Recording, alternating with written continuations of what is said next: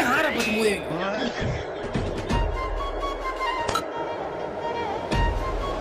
செம்ம கேட்ச் மணி விட்டாத மணி புடிச்சிரு மணி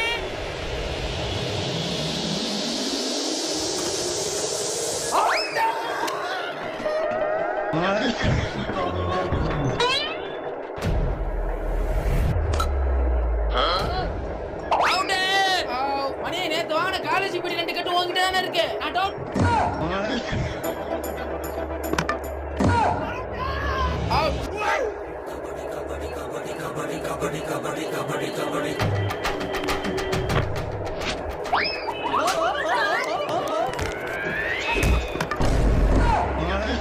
என் விதி இப்போ என்னோடு